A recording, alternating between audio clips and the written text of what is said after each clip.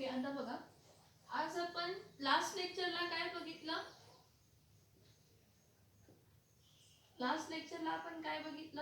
तर लास्ट लेक्चरला आपण हॅलोजन डेरिव्हेटिव्हचे आणि हॅलोजन डेरिव्हेटिव्ह ऑफ अल्केन आणि अरेनचे काय बघितले, तर कॉमन नेमिंग, आययुपीएससी नेमिंग आणि त्यांचे एक्झाम्पल्स. कॉमन नेमिंग, आययुपीएससी नेमिंग आणि त्यांचे काय बघितले, तर एक्झाम्पल्स बघितले. तर बघा, आपण टॉपिक कोणता बघतोय? 10th topic, halogen derivatives of alkane and arene. Halogen derivatives of alkane आणि काय बघतोय, तर अरेन बघतोय. तर इथं लक्ष द्या, halogen derivative of alkanes and arenes मध्ये सगळ्यात पहिला आपण इंट्रोडक्शन बघितला. इंट्रोडक्शन नंतर काय बघितलं? क्लासिफिकेशन बघितलं. क्लासिफिकेशन नंतर काय बघितलं? कॉमन नेमिंग आणि काय बघितलं, तर आययुपीएससी नेमिंग आणि त्याचे एक्झाम्पल्स बघितले. आता आपण काय करूया, सगळ्यात पहिला एक पॉइंट डिस्कस करूया, nature of C-X bond in alkyl halides. Alkyl halides मध्ये C-X बॉन्डचा आपण काय डिस्कस करूया, तर नेचर डिस्कस करूया. C-X बॉन्डचं काय डिस्कस करूया, तर nature. So nature of C-X bond in alkyl halides मध्ये आपण काय करतो बघा, इथे लक्ष द्या. सगळ्यात पहिला बघा, जेव्हा C आणि X बॉन्ड हा कन्सिडर करतो एखादा अल्किल हॅलाइड मधला, म्हणजे फॉर एक्झाम्पल हा CH आणि हा काय आहे, X, म्हणजे हा अल्किल ग्रुप आहे. म्हणजे R' काय आहे, X आहे. त्या R' अल्किल ग्रुप आहे. त्या अल्किल ग्रुप मधला कोण जॉईन झालेला असतो, तर कार्बन जॉईन झालेला असतो. अल्किल ग्रुप मधला कोण जॉईन झालेला असतो, तर कार्बन जॉईन झालेला असतो. तर कार्बनला काय येतं, हॅलोजन.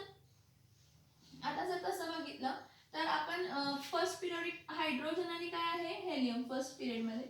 सेकंड मध्ये काय आहे, lithium, beryllium, boron, carbon, nitrogen, oxygen, fluorine आणि काय आहे, निऑन आहे. मग फ्लोरीन, क्लोरीन, ब्रोमीन, आयोडीन असं आहे. मग मला सांगा, कार्बनच्या राईट साईडला फ्लोरीन आहे. मग as we go from left to right, electronegativity goes on increasing. म्हणजे कार्बनच्या राईट साईडला हे हॅलोजन्स आहेत. म्हणजे हॅलोजन्स काय असतात, हायली इलेक्ट्रोनेगेटिव्ह असतात. Halogens are highly electronegative. Halogens are what, highly electronegative. ह्याचं मीनिंग काय, की हॅलोजन्सची ability to attract shared pair of electron towards itself काय असतं, मॅक्सिमम असते. हॅलोजनची ability to attract shared pair of electron towards itself काय असते, तर मॅक्सिमम असते. म्हणजे हे जो लोन पेअर ऑफ इलेक्ट्रॉन आहे हा हॅलोजन कडे काय होऊ शकतो, शिफ्ट होऊ शकतो. म्हणून ह्या हॅलोजनला काय मिळतो, पार्शियल मायनस चार्ज मिळतो. आणि ह्या कार्बनला काय मिळतो, पार्शियल प्लस चार्ज. कारण का, electronegativity goes on increasing from left to right. Left to right electronegativity वाढते. आता लेफ्ट टू राईट जर इलेक्ट्रोनेगेटिव्हिटी वाढत असेल तर हा जो हॅलोजन आहे, ह्या हॅलोजन्स कोण, फ्लोरीन, क्लोरीन, ब्रोमीन, आयोडीन, जे हॅलोजन्स आहेत, जेव्हा ते बॉन्ड पेअर फॉर्म करणार आहे, त्यांची ॲबिलिटी काय करण्याची, बॉन्ड पेअर स्वतः टुवर्ड्स अट्रॅक्ट करण्याची काय असणार आहे, मॅक्सिमम. त्यांची ability to attract shared pair of electron towards itself काय असणार आहे, तर मॅक्सिमम असणार आहे. ओके, एकच मिनिट.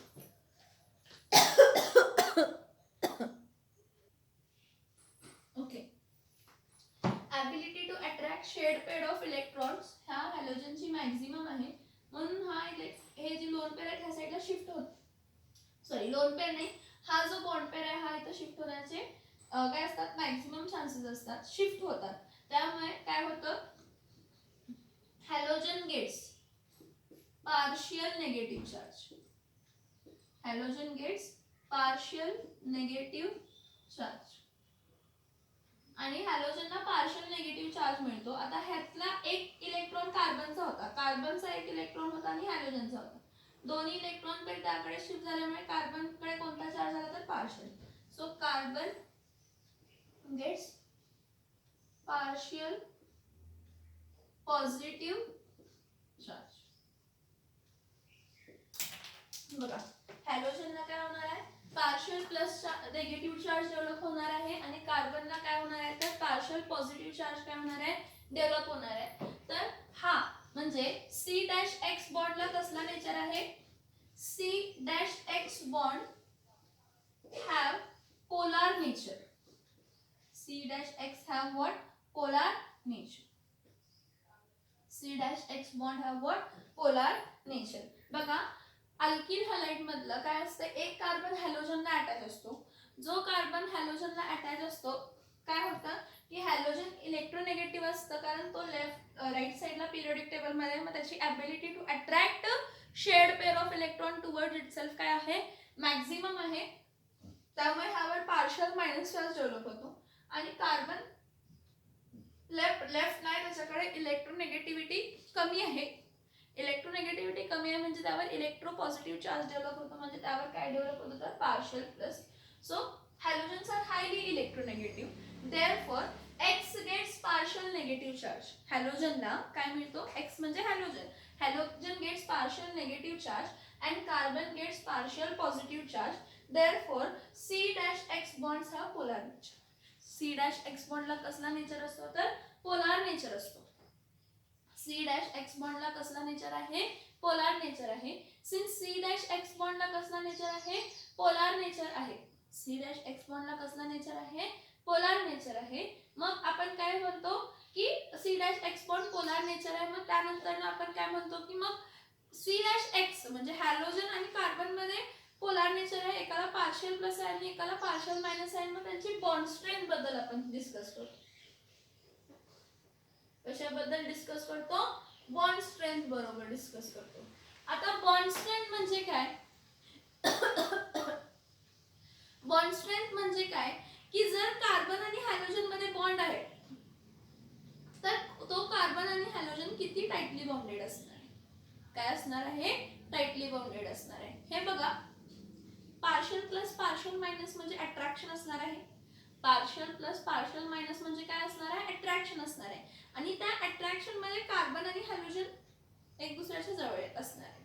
तर when we are discussing about the bond strength तर एक लक्षात घ्या की कार्बन आणि फ्लोरीन जर बघितला तर कार्बनचा कसा असतो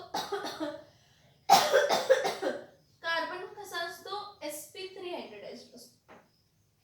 कार्बन कसा असतो sp3 हायब्रिडाइज्ड असतो आणि फ्लोरीन कोणत्या ऑर्बिटल मधला असतो तर 2p ऑर्बिटल मध्ये असतो. आणि कार्बन पण हा 2p म्हणजे हायब्रिडाइज जरी झाला तर तो सेकंड पिरियडलाच आहे.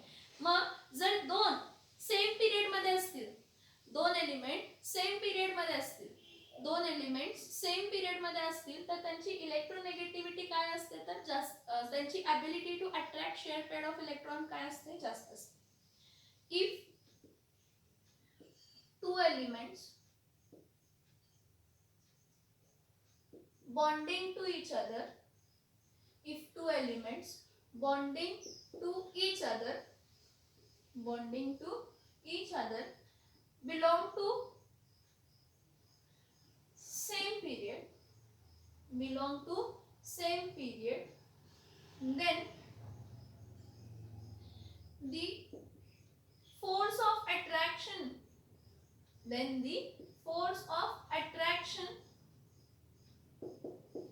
between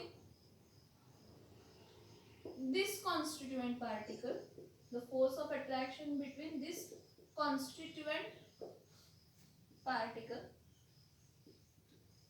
is maximum. Sorry, constituent atoms, particle नाही atoms आहे. constituent atom is maximum. मी आता तुम्हाला का कसं हे लॉजिक सांगते काय. कन्सिडर करा की हा फ्लोरीन आहे, ठीक आहे. कन्सिडर करा इथं फ्लोरीन आहे, इथं कार्बन आहे, ठीक आहे. फ्लोरीनच्या खाली कोण असतं क्लोरीन, क्लोरीनच्या खाली कोण असतं ब्रोमीन, ब्रोमीनच्या खाली काय असतं आयोडीन. मी जी इलेक्ट्रोनेगेटिव्हिटी इथे लिहिते ती परफेक्ट आहे असं म्हणत नाही, कमी जास्त असू शकते. मी परफेक्ट व्हॅल्यूज नाही लिहिते, मी फक्त तुम्हाला कंपॅरिझन साठी सांगते.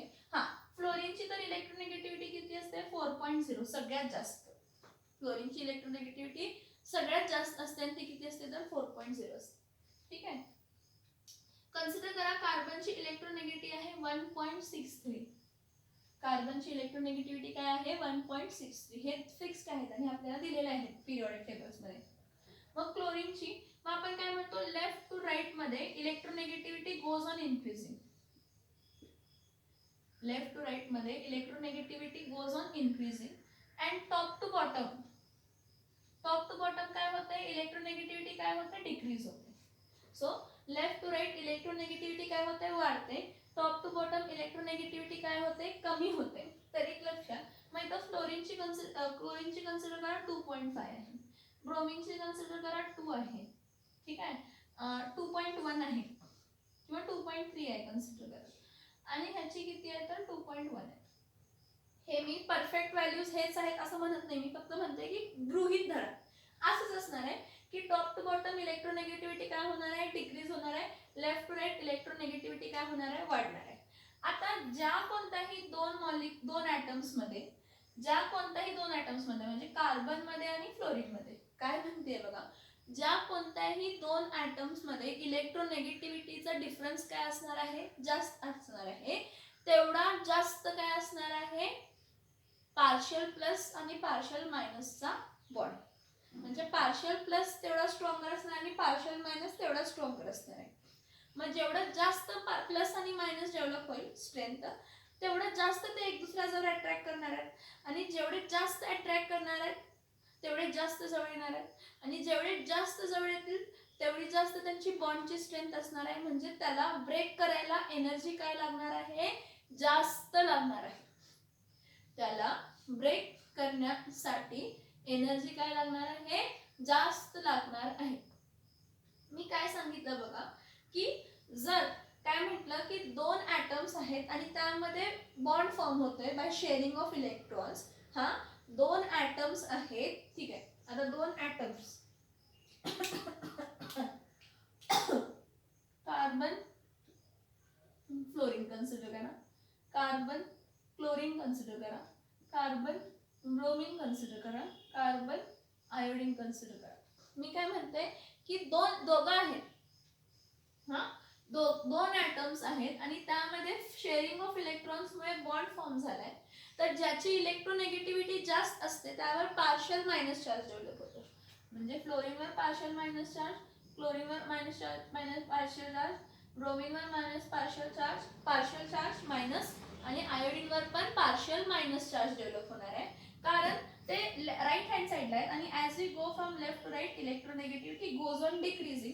किंवा कम्पेअर करा 1.63 आणि 4 इलेक्ट्रोनेगेटिव्हिटी जास्त आहे. 1.63 आणि 2.5 इलेक्ट्रोनेगेटिव्हिटी क्लोरीनची जास्त आहे. 1.63 आणि ब्रोमीनची 2.3 इलेक्ट्रोनेगेटिव्हिटी ब्रोमीनची जास्त आहे. 1.63 आणि आयोडीन इलेक्ट्रोनेगेटिव्हिटी आयोडीनची काय आहे? जास्त आहे. मग ज्याची इलेक्ट्रोनेगेटिव्हिटी जास्त असेल त्याची ability to attract shared pair of electrons. shared pair of electrons, हे shared pair of electrons, हे bond म्हणजे shared pair of electrons, bond म्हणजे shared pair of electrons, bond म्हणजे shared pair of electrons. So their ability to attract shared pair of electron towards itself is maximum. त्यांची ability काय attract करण्याची? Shared pair of electrons towards itself attract करण्याची काय असणार आहे? Maximum असणार आहे. म्हणजे हा फ्लोरीन इथं काय करणार आहे? स्वतःकडे ओढणार आहे इलेक्ट्रॉन, त्यामुळे त्यावर पार्शियल मायनस, क्लोरीनवर पण पार्शियल मायनस, ब्रोमीनवर पण पार्शियल मायनस, आयोडीनवर पण पार्शियल मायनस, आणि कार्बनवर काय असणार आहे? Partial plus.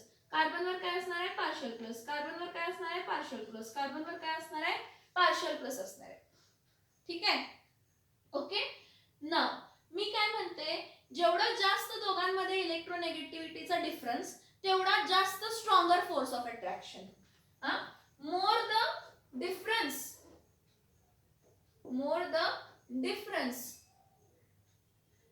Between electronegativity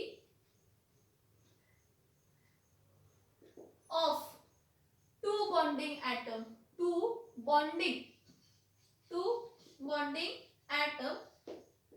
more is the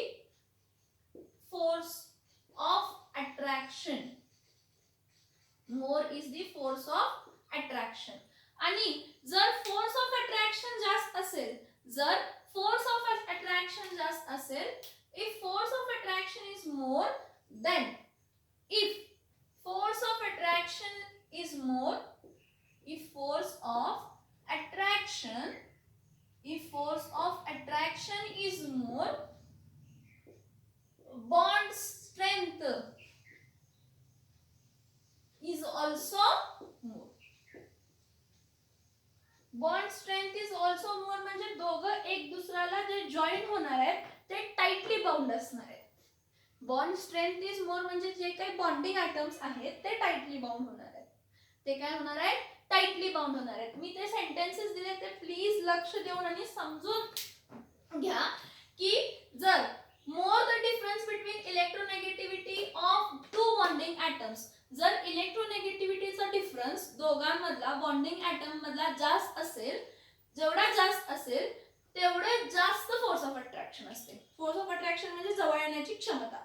force of attraction एक दुसऱ्याला अट्रॅक्ट करण्याची क्षमता तेवढी काय असते? जास्त असते. मग जेवढी जास्त क्षमता असेल एक दुसऱ्याला अट्रॅक्ट करण्याची तेवढं जास्त बॉन्ड स्ट्रेंथ असेल. तेवढं जास्त काय असणार आहे? Bond strength. Bond strength is also more. Bond strength is also more. More is the bond strength. More is the bond strength. समजते का? समजते का? ठीक आहे. मग आता बघा 1.63 आणि 4 ह्या दोघांचा डिफरन्स इलेक्ट्रोनेगेटिव्हिटीचा काय असणार आहे? जास्त असणार आहे. म्हणजे C' ची बॉन्ड स्ट्रेंथ काय असणार आहे? जास्त. त्यापेक्षा कमी बघा कार्बन आणि क्लोरीन, आहे की नाही? ह्या दोघांमधला इलेक्ट्रोनेगेटिव्हिटीचा डिफरन्स फ्लोरीन पेक्षा कमी आहे. हे बघा 4 - 1.63 जास्त येणार. 2.5 - 1.63 ह्या दोघांच्या मध्ये डिफरन्स काय येणार आहे? कोणाचा डिफरन्स जास्त येणार आहे? वरच्याचा. म्हणजे कार्बन आणि क्लोरीनची बॉन्ड स्ट्रेंथ त्यापेक्षा काय असणार आहे? कमी. परत कार्बन आणि क्लोरीन पेक्षा कोणाची कमी असणार आहे? कार्बन आणि ब्रोमीनची बॉन्ड स्ट्रेंथ कमी असणार आहे. आणि कार्बन आणि ब्रोमीनच्या बॉन्ड स्ट्रेंथ पेक्षा कार्बन आणि आयोडीनची बॉन्ड स्ट्रेंथ काय असणार आहे? कमी. का? की as we go top to bottom electronegativity goes on decreases. Electronegativity decrease झाल्यामुळे दोघा बॉन्डिंग ॲटम मध्ये बघा दोघा बॉन्डिंग ॲटम मध्ये फोर्स ऑफ अट्रॅक्शन काय होत जाणार आहे? कमी कमी होत जाणार आहे. आणि फोर्स ऑफ अट्रॅक्शन कमी झालं तर तेवढं टाइटली बाउंडेड ते नसणार आहे. आणि तेवढे टाइटली बाउंडेड नसणार म्हणून त्यांची बॉन्ड स्ट्रेंथ काय असणार आहे? कमी असणार आहे. ताकद एक दुसऱ्याला घट्ट पकडून ठेवण्याची ताकद बॉन्ड स्ट्रेंथ काय असणार आहे? कमी असणार आहे. कारण दोघांचा बॉन्ड इलेक्ट्रोनेगेटिव्हिटीचा डिफरन्स काय होत जातो? कमी होत जातो. मग त्याप्रमाणे आपण काय म्हणतो? The bond strength goes on decreasing from top to bottom as compared with halogens. तर सगळ्यात जास्त बॉन्ड स्ट्रेंथ कोणाची असणार आहे? हा C' ची बॉन्ड स्ट्रेंथ सगळ्यात जास्त असणार आहे. त्यापेक्षा कमी C' ची असणार आहे. त्यापेक्षा कमी C'Br ची असणार आहे. आणि त्यापेक्षा कमी C'I ची असणार आहे. ही बॉन्ड स्ट्रेंथ झाली. ही काय झाली? बॉन्ड स्ट्रेंथ झाली. आणि हा काय झाला तर पोलार नेचर झाला. हा पॉइंट काय झाला? पोलार नेचर झाला. आणि ही काय झाली तर बॉन्ड स्ट्रेंथ झाली. समजते? म्हणजे as we go from top to bottom the bonding between carbon and halogen goes on, the electronegativity difference between carbon and halogen goes on decreasing. The electronegativity difference between carbon and halogen goes on decreasing as we go from top to bottom. As we go from top to bottom the electronegativity difference between carbon and halogen goes on decreasing. आणि जर electronegativity difference कमी होत गेला तर force of attraction काय होणार आहे? कमी होणार आहे. म्हणजे एक दुसऱ्याला चिटकून राहण्याची किंवा बाउंडिंग स्ट्रेंथ जी असणार आहे ती कमी असणार आहे, कमी होणार आहे. त्यामुळे बॉन्ड स्ट्रेंथ पण काय होणार आहे? कमी होणार आहे. याचे एक्झाम्पल असंही लावू शकता की CH3' ची बॉन्ड स्ट्रेंथ जास्त असते कोणापेक्षा? CH3' पेक्षा. त्यापेक्षा CH3' पेक्षा. आणि CH3' ची बॉन्ड स्ट्रेंथ CH3' पेक्षा काय असणार आहे? कमी असणार आहे. आणि CH3' ची जी स्ट्रेंथ आहे ती CH3' पेक्षा काय असणार आहे तर कमी असणार आहे. मी तर CH3 घेतलंय. काय घेतलंय CH3 घेतलंय. काय घेतलंय मी इथं CH3 घेतलंय. तुम्ही कोणताही अल्किल ग्रुप घ्या, तुम्ही कोणताही अल्किल घ्या, मिथिल घ्या, प्रोपिल घ्या, काही पण घ्या, पण त्यांची बॉन्ड स्ट्रेंथ काय होणार आहे मॅक्झिमम कोणामध्ये कार्बन आणि फ्लोरीन मध्ये. आणि एक पॉइंट लक्षात घ्या की if two bonding atoms, if two bonding atoms or if two elements bonding to each other belong to same period, मग कार्बन आणि फ्लोरीन सेम पिरियडला बिलॉंग करतात. The force of attraction between this constituent atom is maximum. जर दोन bonding item आहेत आणि दोन bonding ॲटमची strength काय म्हणतात सेम पिरियडचे जर असतील तर त्यांच्या इलेक्ट्रोनेगेटिव्हिटीचा डिफरन्स तसाही जास्त येतो. त्यामुळे त्यांची फोर्स ऑफ अट्रॅक्शन काय असते जास्त असते. फोर्स ऑफ अट्रॅक्शन जास्त असल्यामुळे बॉन्ड स्ट्रेंथ काय असणार आहे जास्त असणार आहे. बॉन्ड स्ट्रेंथ काय असणार आहे जास्त असणार आहे. समजलं का हा पॉइंट सांगा. हा पॉइंट समजलं का सांगा.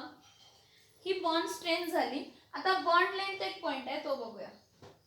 तर बॉन्ड लेंथ एक पॉइंट आहे. नेचर ऑफ CH बॉन्ड मध्येच आपण सांगतोय की सगळ्यात पहिला की जे काय C' बॉन्ड असतो हॅलोजन्स डेरिव्हेटिव्ह मधला अल्केन्सचा. अल्केन बद्दल चाललंय, आर्यन बद्दल अजून बघायला नाही आपण, अल्केन्स पहिला बघायचे. तर अल्केन्स मधला काय असतो तर पोलार असतो. कसा असतो पोलार असतो. हा आणि त्यानंतर ना पोलार आहे त्यामुळे फोर्स ऑफ अट्रॅक्शन डेव्हलप झाला कार्बन आणि हॅलोजन मध्ये. मग तो force of attraction top to bottom काय होत जातो कमी होत जातो, कारण electronegativity difference between two bonding atom काय होत जातो डिक्रीज होत जातो. त्यामुळे बॉन्ड स्ट्रेंथ काय होते कमी. म्हणजे सगळ्यात जास्त बॉन्ड स्ट्रेंथ सगळ्यात जास्त ताकद धरून राहण्याची कशामध्ये आहे C' बॉन्ड मध्ये. मग जर मला ह्या बॉन्डला ब्रेक करायची एनर्जी जास्त लागणार आहे, त्यापेक्षा कमी C'(Cl) बॉन्ड ब्रेक करायला, त्यापेक्षा कमी C'(Br) बॉन्ड ब्रेक करायला, त्यापेक्षा कमी C'(I) बॉन्ड ब्रेक करायला. जेवढी बॉन्ड स्ट्रेंथ जास्त असेल तेवढी एन्थाल्पी किंवा energy to break the bond काय लागणार आहे जास्त बॉन्ड ब्रेक करण्यासाठी. ठीक आहे. आता एक बघा काय carbon belongs to second period म्हणजे न्यूक्लियस आहे. न्यूक्लियसच्या आत काय आहे न्यूक्लियसच्या बाहेर एक शेल आहे, त्यानंतर ना दुसरी शेल आहे. ठीक आहे. पण जेव्हा आपण हॅलोजन म्हणतो तर हॅलोजन्स मध्ये काय आहे फ्लोरीन आहे. फ्लोरीनच्या नंतर ना क्लोरीनचे किती आहेत 3 शेल आहेत. न्यूक्लियस आहे हा न्यूक्लियस आहे, ही पहिली शेल दुसरी शेल, ही पहिली दुसरी आणि ही काय आहे तिसरी. मग परत नायट्रोजन नंतर ना पहिला दुसरा तिसरा आणि चौथी शेल आहे. म्हणजे ही पहिली शेल आहे, ही दुसरी शेल आहे, ही तिसरी शेल आहे, ही काय आहे चौथी शेल आहे. म्हणजे जसं आपण खाली जातो तर फ्लोरीनला किती असतात 2च शेल असतात, क्लोरीनला किती शेल असतात 3 असतात, ब्रोमीनला किती असतात 4, आयोडीनला किती असतात 5. म्हणजे असं जर बघितलं तर the size of atom, size of halogen atom, size of halogen atom goes on increasing, goes on increasing, goes on increasing down the group. Down the group ती काय होत जाते goes on increasing down the group. जसं आपण खाली जातो तसं त्यांची बॉन्ड हॅलोजन ॲटमची साइज काय होत जाते वाढत जाते. मग मला सांगा कार्बन आणि फ्लोरीन चा जो बॉन्ड लेंथ असणार आहे त्यापेक्षा जास्त कोणाची असणार आहे कार्बन आणि क्लोरीन. बॉन्ड लेंथ म्हणजे centre to centre difference between two nucleus atoms of bonding. Centre to centre difference from centre of nucleus, centre of nucleus of one atom to centre of nucleus of other atom जर consider केला तर जसे shell वाढत गेले तशी size of item वाढत गेली. Size of item वाढत गेली त्यामुळे कार्बन आणि फ्लोरीनची बॉन्ड लेंथ सगळ्यात कमी असणार आहे. त्यापेक्षा जास्त कोणाची असणार आहे कार्बन आणि क्लोरीनची, कारण इथं किती शेल आहेत 3, इथं किती होते 2, ह्याचे पण 2च राहणार आहेत. कार्बन आणि ब्रोमीनची बॉन्ड लेंथ कार्बन आणि क्लोरीन पेक्षाही काय असणार आहे जास्त असणार आहे, कारण इथं किती शेल्स आहेत 4 आणि कार्बनचे किती शेल्स आहेत 2. परत कार्बनचे 2 शेल आहेत पण आयोडीनचे किती शेल्स आहेत 5.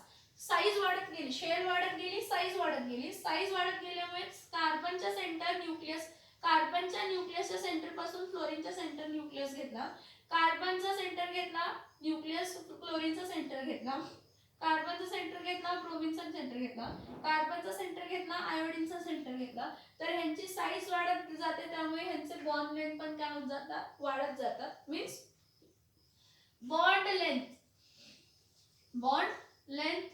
goes on increasing. Bond length goes on increasing down the group. Bond length goes on increasing down the group.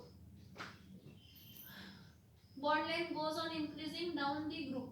Down the group of halogen atoms.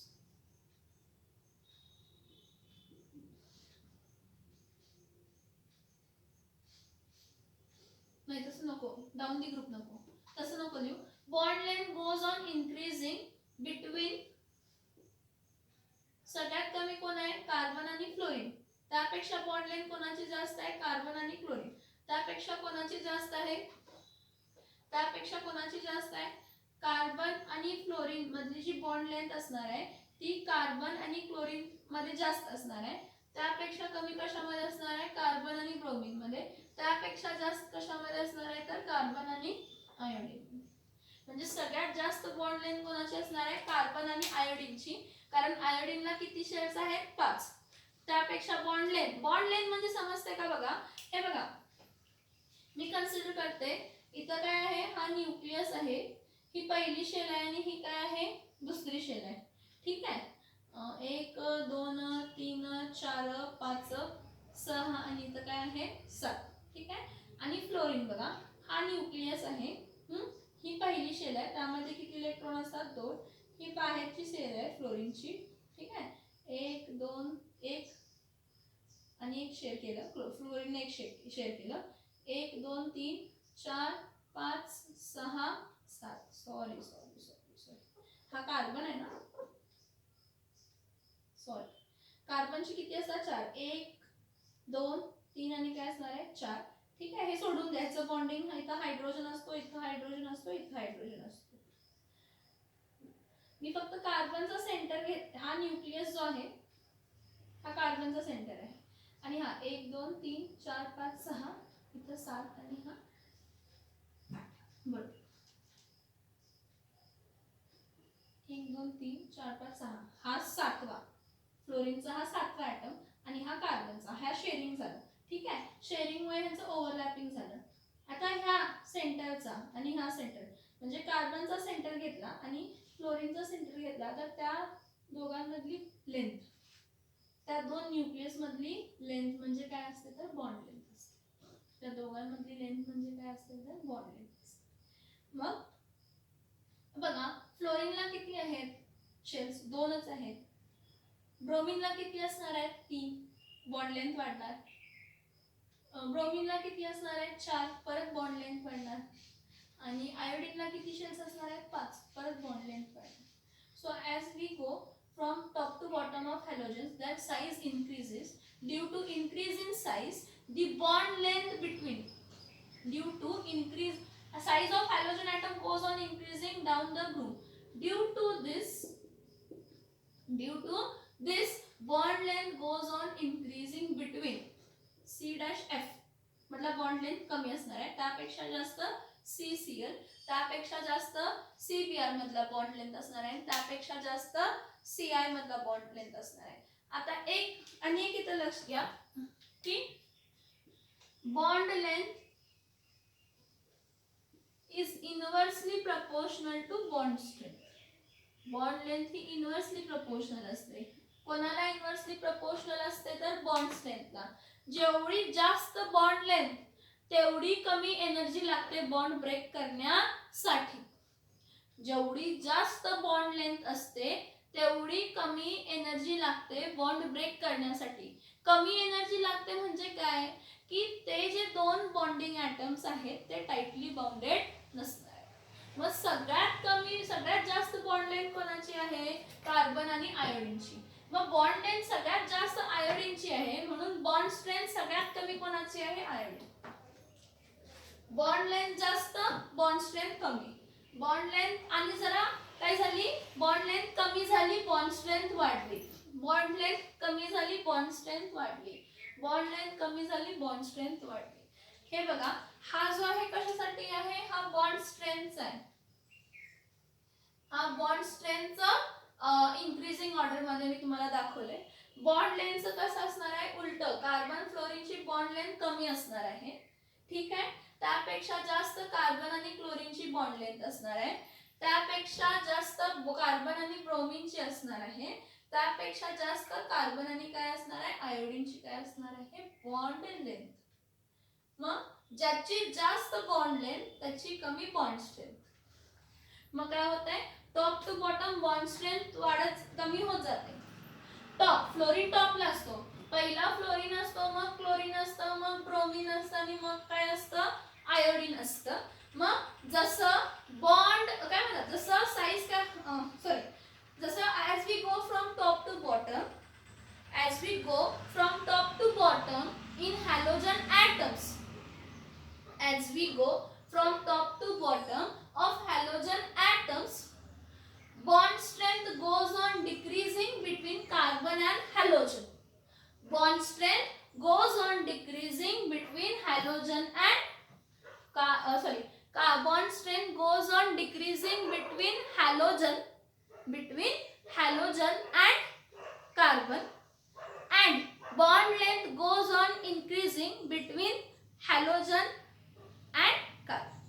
समजून घ्या मी काय सांगितलं, की जसं halogen atom top to bottom increase होत झाल्यामुळे काय होतं, की bond strength top to bottom carbon आणि हॅलोजन मधली काय होत जाते, कमी होत जाते, आणि बॉन्ड लेंथ काय होत जाते, वाढत जाते. बॉन्ड लेंथ काय होत जाते, वाढत जाते. These are the points which are with respect to nature of C-X bond of alkanes. Nature of C-X bond of alkane. काय, the particular C-X bond in alkane is having polar character. Okay, now the bond strength goes on decreasing as we go with top to bottom for halogen atoms, and bond length goes on increasing as we go from top to bottom. इथपर्यंत समजलं का? बघा काय difficulty आहे का?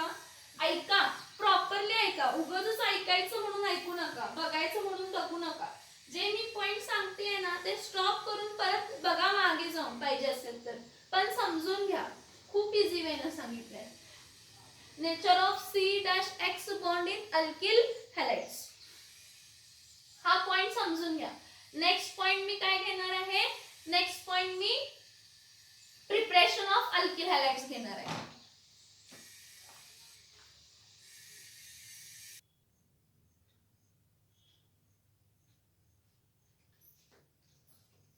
Okay, इथे बघा आपण आता काय बघणार आहे, प्रिपरेशन ऑफ अल्किल हॅलाइड्स बघणार आहे. प्रिपरेशन ऑफ अल्किल हॅलाइड्स मध्ये किती मेथड ऑफ प्रिपरेशन्स आहेत बघा. अल्किल हॅलाइड हे 4 मेथडने प्रिपेअर करू शकतो. किती मेथडने प्रिपेअर करू शकतो, 4 मेथडने प्रिपेअर करू शकतो. सगळ्यात पहिला आहे हॅलोजिनेशन ऑफ अल्केन. सगळ्यात पहिला काय आहे, हॅलोजिनेशन ऑफ अल्केन आहे. नेक्स्ट कोण आहे, हॅलोजिनेशन ऑफ अल्केन नंतर ना हायड्रोहॅलोजिनेशन ऑफ अल्किन. मग थर्ड आहे from alcohols by substitutions using suitable reagents. आणि नेक्स्ट आहे by halide exchange reaction. Next कोणती आहे तर बाय हॅलाइड एक्सचेंज रिएक्शन. बघा टोटल मेथड ऑफ प्रिपरेशन्स किती आहेत, 4. कोणते कोणते मेथड ऑफ प्रिपरेशन्स आहेत म्हटले, सगळ्यात पहिला आहे हॅलोजिनेशन ऑफ अल्केन. दुसऱ्या नंबरला कोणता आहे तर बाय हायड्रोहॅलोजिनेशन ऑफ अल्किन. तिसरा आहे फ्रॉम अल्कोहोल्स बाय सबस्टिट्यूशन. आणि चौथा आहे बाय हॅलाइड एक्सचेंज, म्हणजे अल्किल हॅलाइड्सच एक्सचेंज करतो. हे 4 मेथड ऑफ प्रिपरेशन्स आहेत अल्किल हॅलाइड्स. मेथड ऑफ प्रिपरेशन म्हणजे समजून घ्या, ऍक्च्युली आपण ह्यामध्ये काय शिकतो. मेथड ऑफ प्रिपरेशन्स मध्ये आपण हे शिकतो की अल्किल हॅलाइड कोणाकोणापासून बनवू शकतो आणि कसं बनवू शकतो. मग काय म्हटलं, from alkanes halogenation of alkanes, नंतर म्हटलं फ्रॉम अल्किन्स बाय हायड्रोहॅलोजिनेशन, नंतर म्हटलं from alcohols by substitution using suitable reactions, आणि नंतर म्हटलं बाय हॅलाइड एक्सचेंज, म्हणजे हॅलाइड अल्किल हॅलाइड्स एक्सचेंज करून फॉर्म. हे 4 मेथड ऑफ प्रिपरेशन्स आहेत. त्या 4 मेथड ऑफ प्रिपरेशन मध्ये सगळ्यात पहिला आपण बघूया हॅलोजिनेशन ऑफ अल्केन्स. कोणती बघूया, हॅलोजिनेशन ऑफ अल्केन्स. आता what is halogenation of alkane बघा. Halogenation of alkane is a process where hydrogen atom of alkane is replaced by halogen atom. Hydrogen atom of alkane is replaced by what? Halogen atom. See, what is halogenation of alkane? When one hydrogen atom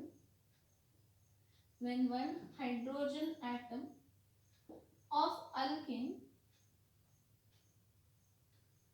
is replaced by one halogen atom is replaced by one halogen atom from H2. Halogenation of alkane म्हणजे काय? Halogenation of alkane is a process where one hydrogen atom, एक hydrogen item कशाचा?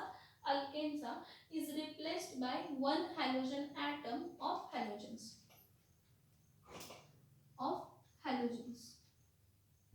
Of what? Halogens. Halogens म्हणजे कोण आहे तर H2 आहे. Halogens म्हणजे कोण आहे तर H2 आहे. सो इथं आपण mono halogen derivative of alkanes बघतोय. काय बघतोय? Mono halogen derivative of alkanes बघतोय. So when one hydrogen atom of alkane is replaced by one halogen atom of halogen, it is called as what? Halogenation of alkane. त्याला आपण काय म्हणतो? हॅलोजिनेशन of alkane म्हणतो. तर हॅलोजिनेशन ऑफ अल्केन कसं होतं बघा.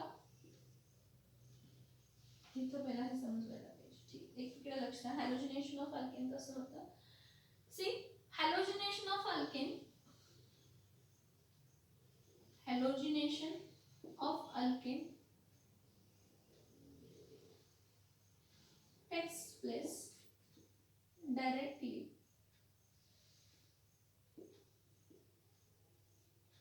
by reacting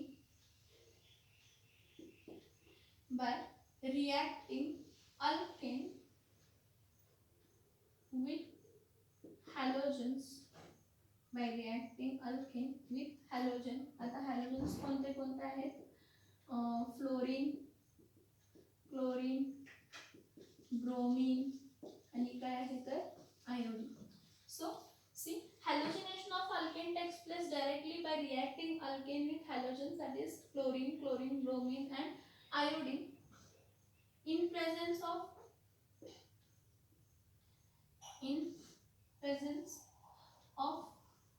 UV light or under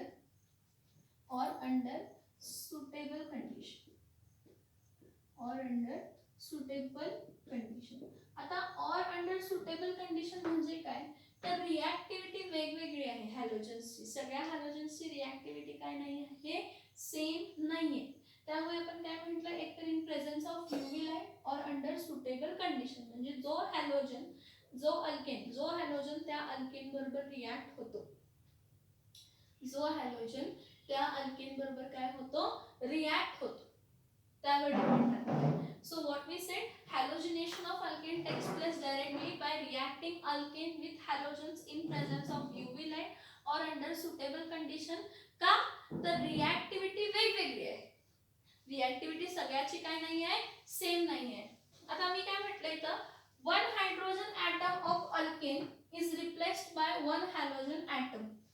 एक हायड्रोजन ॲटम कशाने रिप्लेस होतो? एक हॅलोजन ॲटम मध्ये. तर ease of replacement of hydrogen, ease of replacement of hydrogen atom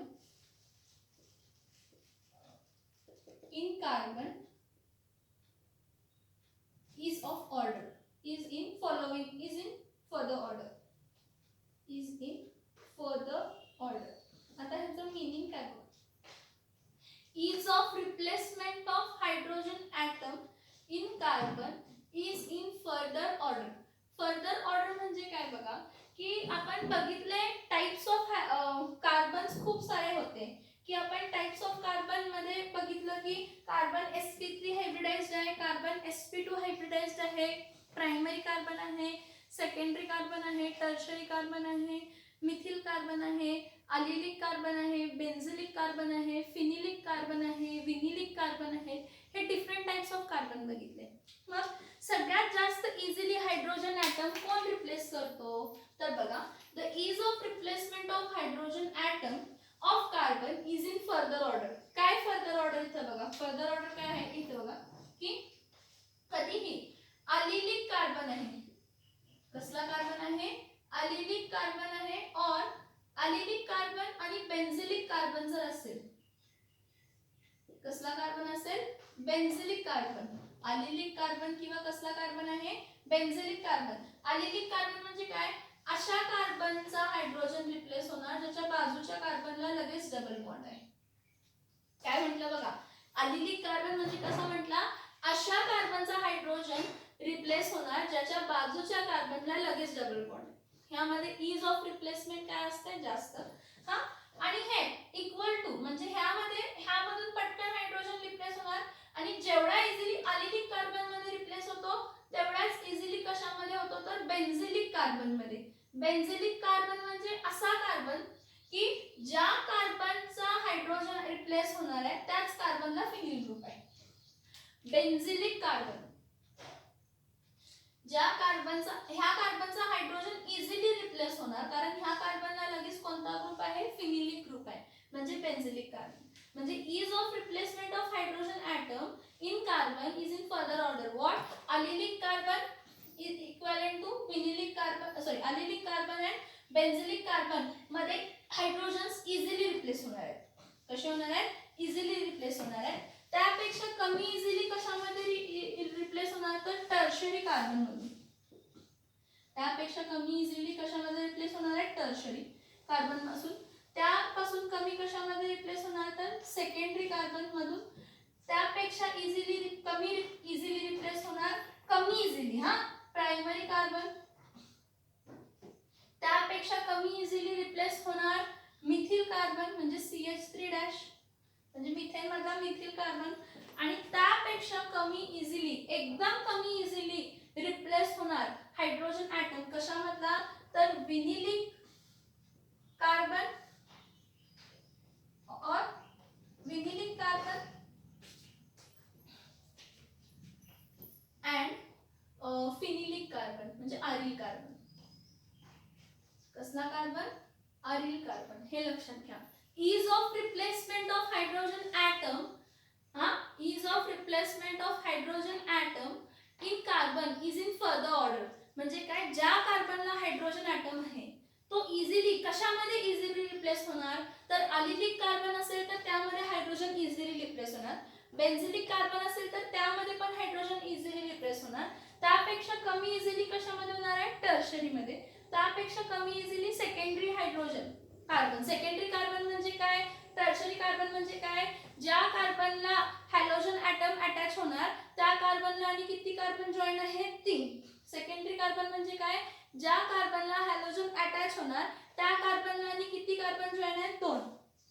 primary carbon म्हणजे ज्या कार्बनला हॅलोजन अटॅच होणार आहे त्या कार्बनला एकच कार्बन जॉईन आहे. मिथिल म्हणजे त्याला आणि कोणते कार्बन जॉईन नाही आहेत. विनिलिक कार्बन म्हणजे काय? ज्या कार्बनला हॅलोजन होणार आहे म्हणजे कोणत्या कार्बनचा हायड्रोजन रिप्लेस होणार? ज्याला डबल बॉन्ड आहे. विनिलिक कार्बन म्हणजे ज्या कार्बनला हॅलोजन येणार त्याच कार्बनला डबल बॉन्ड आहे.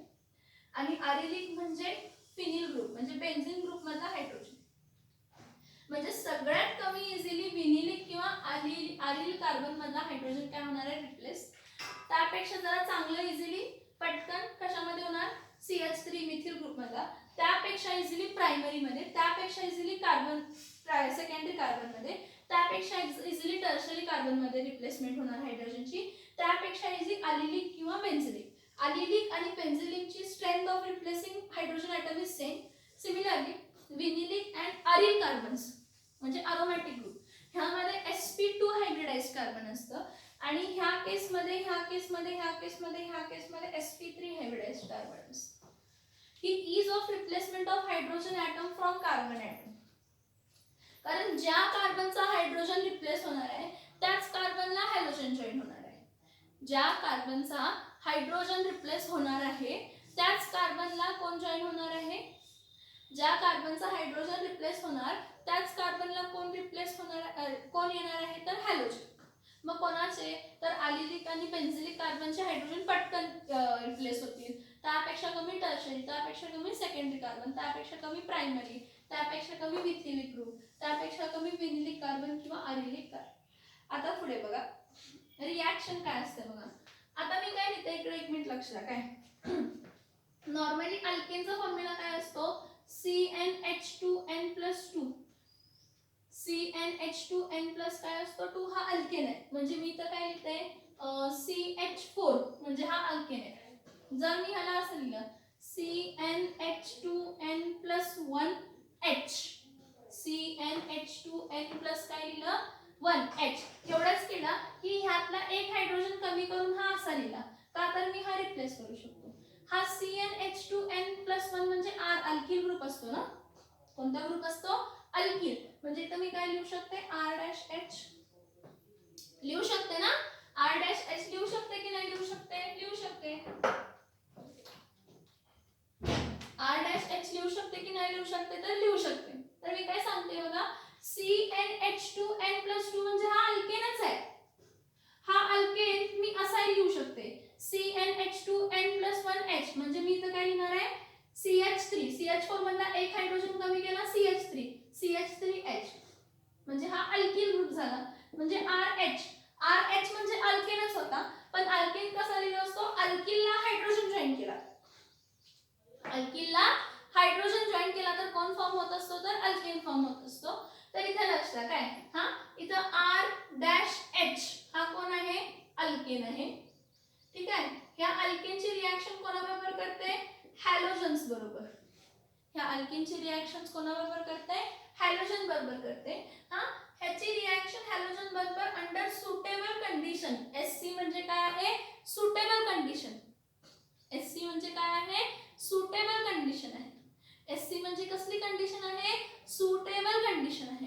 मग अंडर सुटेबल कंडिशन ही रिॲक्शन कशी होणार आहे बघा की इथं X असं लिहिते X single bond X.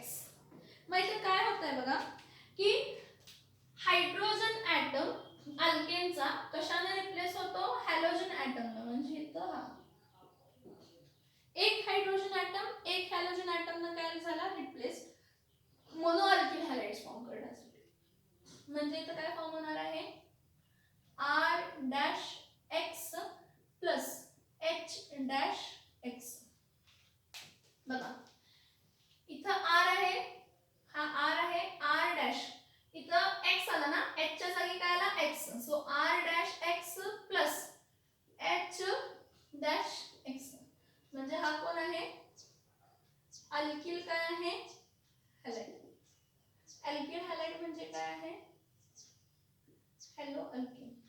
Alkyl हॅलाइडचं नाव काय असतं तर हॅलो अल्केन. हा कॉमन नेमिंग आहे IUPAC ने. बघा when one hydrogen atom of alkane is replaced by one halogen atom of halogen is called as halogenation of alkane and this halogenation of alkane takes under suitable conditions in a direct way. का तर order of रिॲक्टिव्हिटी वेगवेगळी आहे. का तर order of रिॲक्टिव्हिटी वेगळी आहे. कोणाची order of रिॲक्टिव्हिटी वेगळी आहे हॅलोजन्सची. बघा आता इथं ऑर्डर ऑफ रिॲक्टिव्हिटी जर मी म्हटलं ऑर्डर ऑफ रिॲक्टिव्हिटी काय म्हटलं ऑर्डर ऑफ काय म्हटलं रिॲक्टिव्हिटी. तर ऑर्डर ऑफ रिॲक्टिव्हिटी जेव्हा मी डिस्कस करणार आहे तेव्हा इथं लक्ष द्या की ऑर्डर ऑफ रिॲक्टिव्हिटी ही जी आहे ही फ्लोरीनची सगळ्यात जास्त आहे. फ्लोरीन सगळ्यात जास्त रिॲक्टिव्ह आहे. त्यापेक्षा कमी कोण आहे क्लोरीन, त्यापेक्षा कमी कोण आहे ब्रोमीन, त्यापेक्षा कमी कोण आहे आयोडीन. ऑर्डर ऑफ रिॲक्टिव्हिटी सगळ्यात जास्त रिॲक्टिव्ह कोण आहे फ्लोरीन, फ्लोरीन पेक्षा कमी रिॲक्टिव्ह क्लोरीन, क्लोरीन पेक्षा कमी रिॲक्टिव्ह ब्रोमीन आणि ब्रोमीन पेक्षा कमी reactive iodine. Means the order of reactivity decreases down the group. Order of reactivity decreases down the group. मग का तर कोण जास्त रिॲक्टिव्ह आहे कोण कमी रिॲक्टिव्ह आहे. मग ऑर्डर ऑफ रिॲक्टिव्हिटी चेंज होते तर कंडिशन्स पण चेंज होणार आहेत रिॲक्शनचे. सगळ्यांची रिॲक्टिव्हिटी सेम नाही म्हणजे कंडिशन सेम राहणार होणार आहे. तर कंडिशन म्हणजे काय, कोणाच्या प्रेझेन्स मध्ये होते, कोणाला कॅटलिस्ट लागते, कोणाला कॅटलिस्ट लागत नाही. अंडर सुटेबल कंडिशन और or by using suitable catalyst, by using suitable catalyst, by using which catalyst, suitable catalyst. So इथं मी काय सांगते बघा की ऑर्डर ऑफ रिएक्टिव्हिटी सगळ्यांची वेगळी आहे ना. मग मी काय म्हणते इथं पहिला पॉइंट काय म्हणते, direct fluorination, direct fluorination of alkane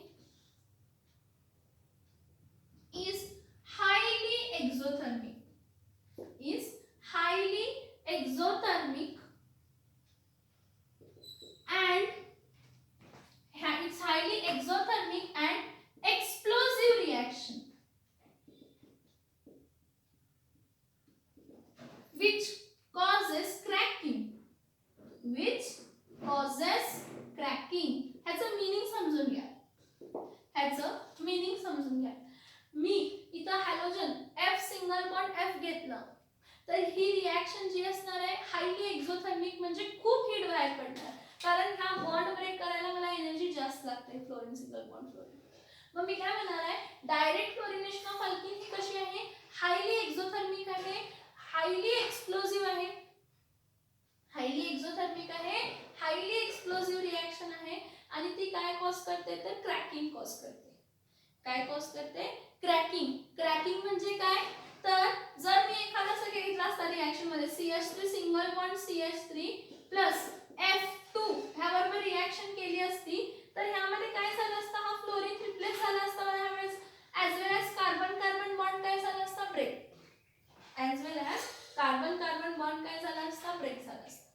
काय ब्रेक झाला असता, कार्बन कार्बन बॉन्ड काय झाला असता तर ब्रेक झाला असता. समजते का बघा.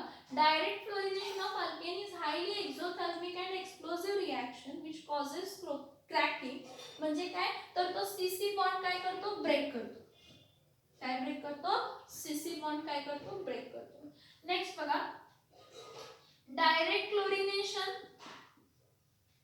Direct chlorination of alkane takes place in presence, takes place in presence of UV light and the process is fast, process is fast, म्हणजे ही रिएक्शन ची स्पीड काय असते, फास्ट असते. रिएक्शन ची स्पीड काय असते, फास्ट असते. काय असते रिएक्शनची speed, fast. Direct chlorination of alkane म्हणजे इथे मी काय घेणार, क्लोरीन आणि ॲरो वरती काय घेणार आहे, UV लाईट्स घेणार. So direct chlorination of alkane takes place in presence of UV light and the process is fast. ठीक आहे. Next, direct bromination, direct bromination of alkane is a slow process, is a slow reaction, is a slow reaction and requires catalyst, and requires catalyst. म्हणजे bromination ही reaction slow आहे आणि त्याला कॅटलिस्टची गरज असते reaction घडण्यासाठी. Reaction घडण्यासाठी कशाची गरज असते, कॅटलिस्टची गरज असते. त्यानंतर ना direct bromination, sorry direct iodination of alkane gives HI, gives HI which is a strong reducing agent, which is a strong reducing agent. कसला reducing agent आहे, strong reducing agent and causes reaction to be reversible, causes reaction to be reversible, causes reaction to be reversible. हा हे बघा मी काय लिहिलंय तर बघा की जे डायरेक्ट आयोडिनेशन आहे अल्केनचं, जर डायरेक्ट आयोडिनेशन केलं म्हणजे मी इथं आयोडीन लिहिलं तर मला इथं HI मिळणार, HX च्या जागी काय मिळणार आहे, HI. आणि HI हा काय आहे, स्ट्रॉंग रिड्युसिंग एजंट आहे. रिड्युसिंग एजंट असल्यामुळे तो रिएक्शन काय करणार आहे, रिव्हर्स करणार आहे. Therefore we do not carry out, we do not carry out we do not carry out direct iodination. आपण डायरेक्ट आयोडिनेशन कॅरी आउट करत नाही. काय करत नाही? डायरेक्ट आयोडिनेशन कॅरी करत नाही. बघा, direct iodination of alkane HI देतं प्रोडक्ट मध्ये, gives HI on product side.